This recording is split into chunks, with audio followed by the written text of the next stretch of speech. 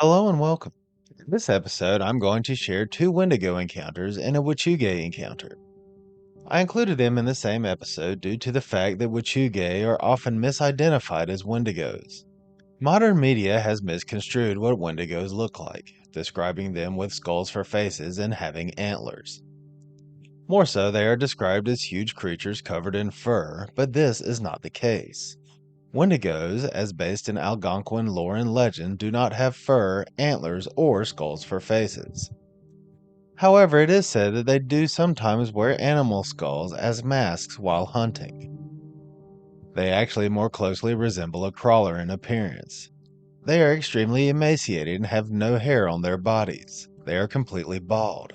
They also have wider mouths that have little or no lips and razor-sharp pointed teeth. What modern media describes the monstrous creatures covered in fur with antlers and skulls for faces is actually a Wechuge from Athabascan lore and legend. The stories in this episode include a young man who barely escaped a Wendigo with his life, and a young lady who had a scary experience while trying to camp in a California national park. But first, we start with a story where one user thought she saw a Wendigo on her drive home, but it actually sounds more like a Wechuge.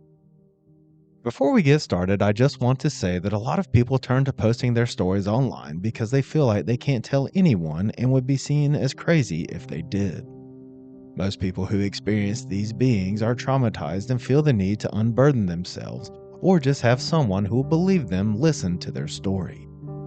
If you've had an encounter and you feel like you can't tell anyone for fear of being made fun of, ridiculed, called a liar, or any other reason, email me.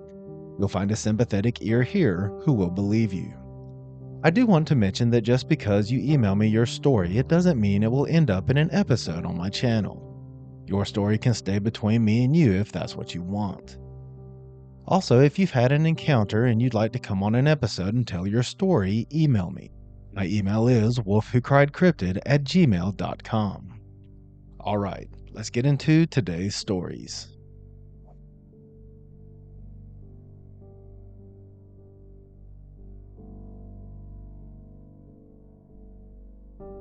The first story of this episode comes to us from a poster who shared an encounter she had while driving home from her boyfriend's house one night. She thinks she saw a Wendigo that night, but as I mentioned in the intro to this episode, what I believe she actually saw was a Wechuge. Her story takes place in Pennsylvania just after 10 p.m. Everything happened to her within mere seconds, perhaps no more than 20. She had just left her boyfriend's place and was making the familiar drive home. For context, she was 19, and while she knew it might raise some eyebrows, she wanted to be fully honest. Just before heading out, she had taken a hit or two from a dab cartridge, which contains marijuana for those who don't know. But she had an exceptionally high tolerance and absolutely no history of hallucinations or psychosis from weed. Even she wasn't sure what happened to her that night until she recounted the experience to her boyfriend later. It was a 45-minute drive each way, one she made frequently, 3 or 4 times a week at least. She knew every curve and stretch of road and wasn't easily startled. About 15 minutes into the journey, a heavy rain began to fall as she followed the highway, its dim lighting scattered between the occasional streetlights. The streets were mostly deserted, likely due to the late hour and the storm. She was driving at around 60 miles an hour when something entered her line of sight. A very tall, deer-like figure illuminated by her headlights roughly 200 feet ahead. Instinct kicked in and she started braking immediately. From a distance, it seemed like just another big buck, common enough in Pennsylvania where deer crossings were practically routine. But as the distance closed between them, its unnatural proportions became glaringly clear. It was freakishly tall and impossibly slender according to her, stretched out like someone had taken a normal deer and distorted it vertically. Strangely enough, her headlights did nothing to illuminate it. Not even her brights could reach it. Instead, it stood like a stark black silhouette completely still in the center of the road. There was no telling whether it was on four legs or stood upright, though the sheer height and its eerie elongated stature suggested the latter.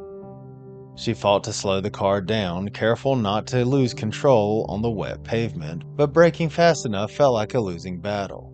Still, she managed. As her speed decreased and she got closer, the figure blurred, not from rain or motion, but as if its very presence was becoming unstable. She squinted and turned her wipers up, but nothing changed. And then it was gone, just like that. A cold wave of disbelief washed over her as she sat in the middle of the road, staring at the empty space where the towering entity had just stood. It hadn't bolted, hadn't dissolved into the shadows, it had simply ceased to exist. Logic wrestled with fear, but she pressed forward, stepping on the gas pedal again, forcing herself to dismiss the impossibility of what she had just seen. Just minutes later, something else appeared. This time it was far smaller, resembling the size of an ordinary deer. But no known animal could account for it, because one moment the road was empty and the next it was right there, directly in front of her car. It hadn't approached from the left or right, it had simply materialized in her path, sprinting across the highway. There was no way it could have made it across in time, given how close it had been when it appeared, maybe 5 feet at the most. She didn't even have a chance to brace for collision. Yet somehow, impossibly, she missed it with her car. No impact, no scrape, not even the faintest bump.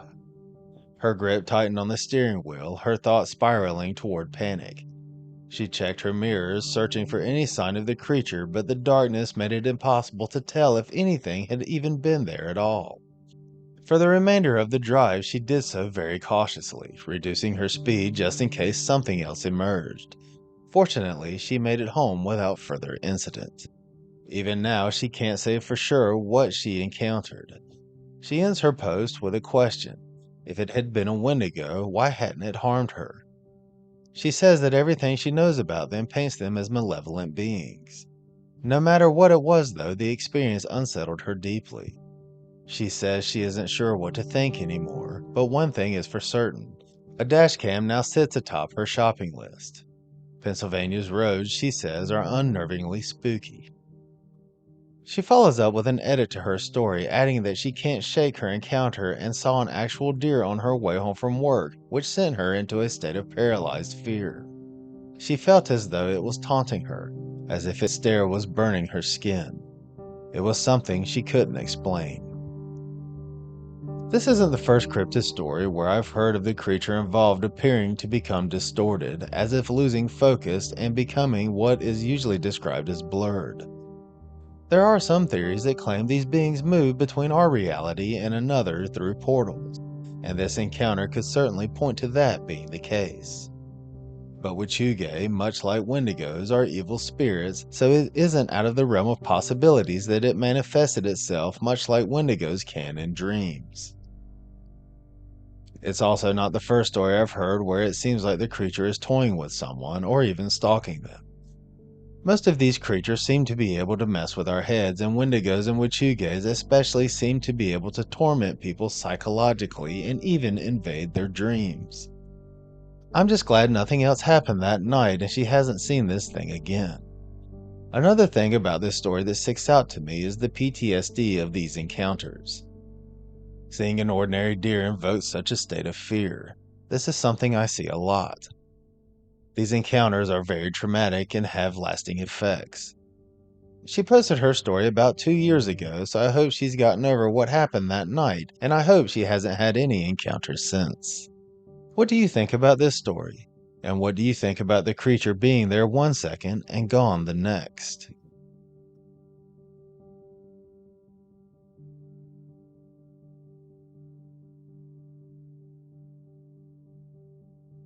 The next story comes from a user who shared their encounter with what he believes was a Wendigo while hunting moose in northern Canada. For years, he has hesitated to share his story with anyone beyond the few who were there that night.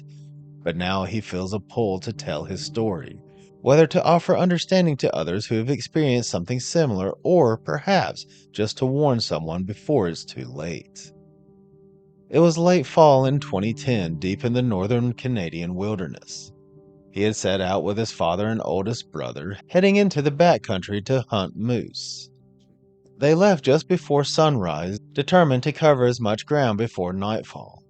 The journey was grueling, hours spent navigating twisting rivers, hauling their gear over relentless rapids. By the time dusk crept over the landscape, they had made it just past the halfway point.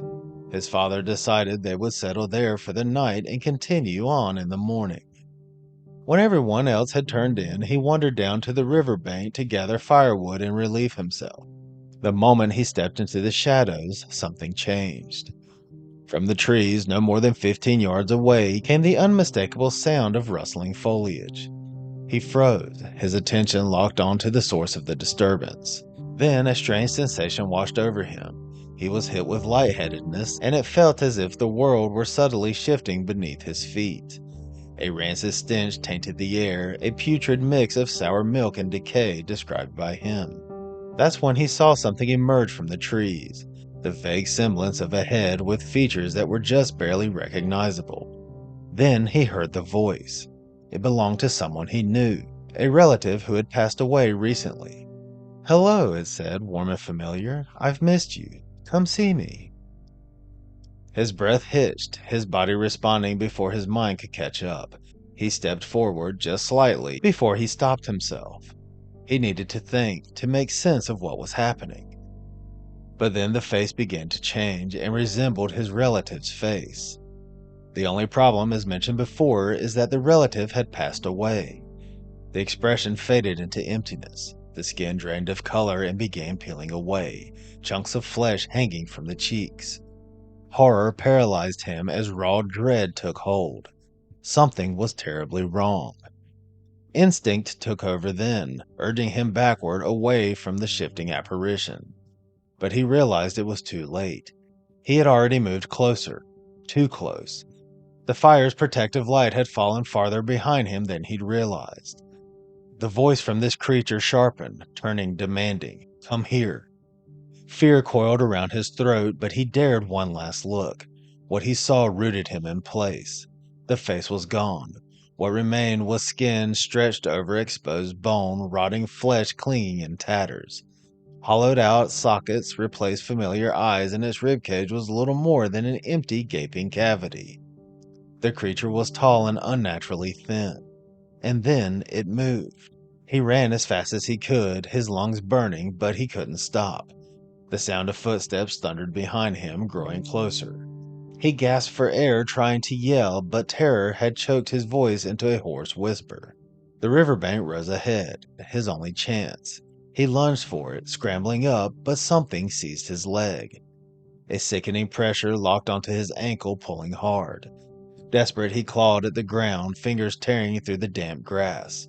He tried to yell again, and finally his voice broke free. He yelled that something had his leg, and his brother appeared in an instant, grabbing his arms and pulling him up, hauling him toward the fire. He collapsed near the flames, chest heaving, frantically trying to explain what he had just seen. That he had recognized the face, but it wasn't right. His brother met his gaze and nodded. He said that he had seen it too. That was it, the proof he needed. He wasn't losing his mind. It had been real. They stayed awake the rest of the night, rifles loaded and close at hand. As soon as the first light of the morning touched the horizon, they packed up and left. In the years since, he's barely spoken of it. Fear of being dismissed, of being labeled crazy, kept the story locked away. But the aftermath lingered. Sleep eluded him for months. Shadows outside his window took unnatural shapes. Whispers followed him when he walked alone at night. Eventually he saw it, the dark figure, daily. He sought out shamans and medicine men, but their ceremonies only offered temporary relief. Friends gave him talismans, crystals, and protection pouches. Nothing worked for long. Then he learned the truth. The creature, the thing that had touched him, it was likely a Wendigo. And if someone survived a Wendigo encounter, it had latched itself to them. He's convinced the connection was forged the moment it grabbed him. Since that night, the wild was no longer the sanctuary it had once been. During hunting trips and hikes through the woods, he could never shake the feeling that something was watching him, lingering just beyond sight. Even now, when he ventures outdoors, he keeps his back to something solid, always. Before we get into the actual encounter, one thing that really stuck out to me about this story is how he said he was afraid to tell people because he thought they would see him as crazy or worse. This happens with so many people, as they are witnessing things that should not exist. Then they are traumatized and left trying to make sense of what happened to them, but have no one to talk to about it. It's one of the reasons I created this channel, to give people a place where they can share their stories without being made fun of, ridiculed, or worse. I mentioned in the first story how traumatic these encounters can be for people and how the experience sticks with them. We have another example of that here, and who can blame him? That thing had a hold of his leg and almost got him. Luckily, his brother heard him scream and was able to come to his rescue.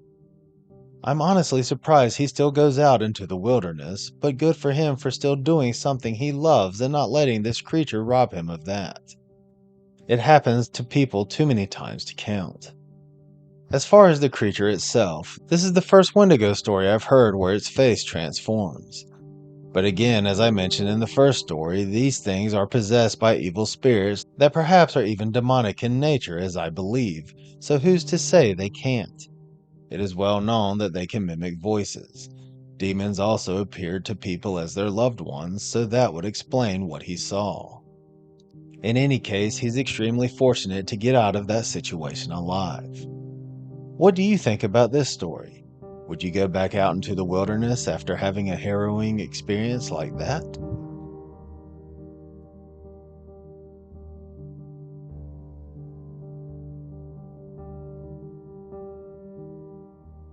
The final story of this episode comes to us from a user who had a scary experience in Mendocino National Forest located in California. This experience shook her to her core, and even now she isn't sure what to make of it. She has hesitated to share it outside of the small circle of people she knew, but something about it felt important, like it might help someone understand their own encounter or even prevent something worse. A year before she posted her story online, she found herself deep in California's Mendocino National Forest. She had been traveling along with her dog, taking a road trip and camping in remote areas where her dog could roam freely. National forests were ideal, isolated, free of charge, but they came with their own risks. Rough roads, no cell service, and no immediate help if something went wrong. The evening of her encounter, at around 5 p.m., she was driving up a winding road that curled around the mountain. The weather was perfect, warm, sunny, with a light breeze, but something about the place felt off. Her unease settled in the moment she entered the area, and it refused to fade. She even texted her boyfriend about it, trying to shake the feeling, but soon after, her phone lost service entirely. She searched for signs of recent human activity, tire tracks, footprints, anything, but found nothing. Pulling over, she stepped out with her dog to take in the view. And that's when she noticed it, a dead squirrel, its body stiff in the dirt, and shards of broken glass scattered nearby. Then her dog let out a growl. She was a vocal dog, but she rarely growled at anything besides other dogs. Once she had growled at a possum, but this was different. The unease deepened within her, but she prided herself on being an independent traveler. She wasn't about to turn back just because of a bad feeling. So she pressed on, searching for a good campsite. Then, more dead animals. It didn't make sense. No one would be speeding up this road. It was too rough and too steep. And yet, lifeless creatures dotted the path. Then, voices. Men's voices, and they sounded close. She slowed the car, debating whether to call out, but something in her gut told her not to. She couldn't make out the words, and despite their close proximity, there was no sign of anyone. The voices came and went, fading in and out. The longer she listened, the more unsettled she became. That was it. She was done. She turned her car around, abandoning any plans to camp. She barely remembered the drive down because her focus was singular, getting out of there.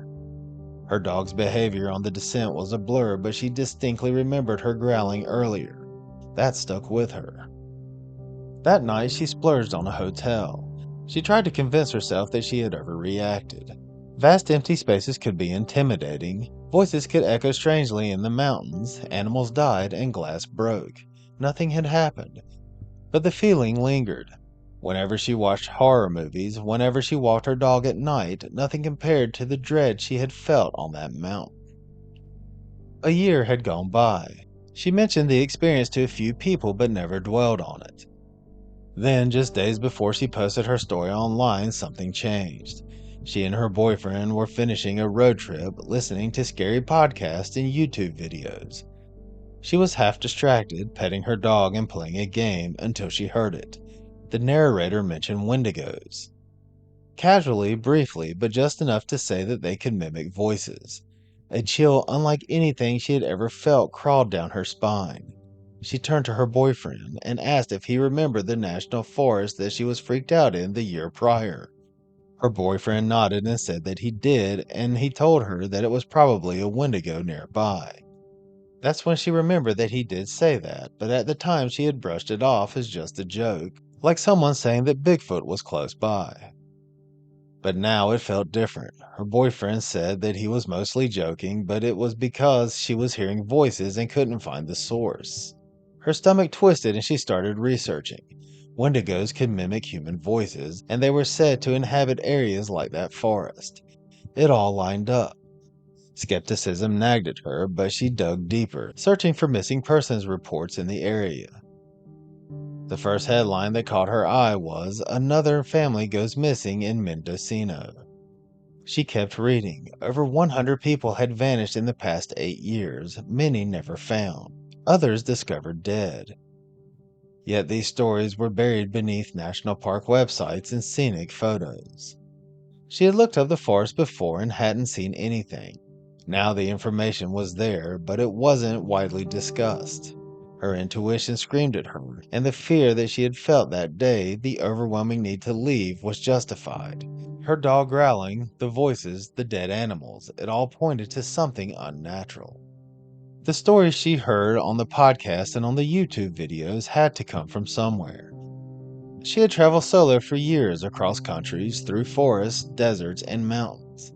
Never had she felt anything like that before. And now she isn't sure she'll ever travel alone again.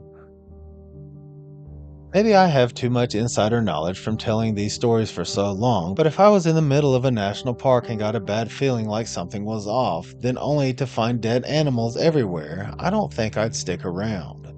But I do see how she would, being that she had never experienced anything like that before and was probably unaware of the signs. So I'm not trying to admonish her in any way. You simply don't know what you don't know. I'm just glad she didn't get too much farther before she listened to her gut feeling and turned around. I'm also glad her dog was there to growl uncharacteristically so she would take notice and definitely know something was wrong. Then there was the feeling of dread that she felt that stuck with her and wouldn't go away. The heaviness of the area as soon as she entered it. That is something I see in a lot of stories. And for it to be so strong and distinct that it stayed with her, that's enough to convince me that something wasn't right in that park. I'm also glad she got the closure she needed, albeit a year later. A lot of people never get that. In regard to the lost person cases, it makes me think of Missing 411, especially since it's a national park. I believe a lot of the mysterious disappearances have something to do with cryptids being involved. What she encountered that day is hard to say for sure. Wendigos can mimic human voices, but so can a lot of other cryptids as well. There's no telling what it really was without a physical sighting and/or description. She listened to her gut, though, and got out of there before she had the misfortune of seeing anything. You should always listen to that gut feeling, especially in situations like these. What do you think about this story? And what do you think she encountered that night in that national park? And that's going to do it for this episode. I hope you enjoyed these stories. If you'd like to hear more stories like these and other types of cryptids, make sure to subscribe to the channel. If you want to send me your story, I'd love to read it. My email is wolfwhocriedcryptid@gmail.com. I will also put my email in the description below. With your permission, I may want to use your story in an episode. Even if you'd prefer I didn't share your story on my channel and just want someone to listen, email me. We can privately talk about your encounter. Also, if you'd like to come on an episode and tell your own story, email me. Please remember to keep it civil in the comment section. No one deserves to be ridiculed whether they believe or not. Thank you for listening. I'll catch you at the next episode.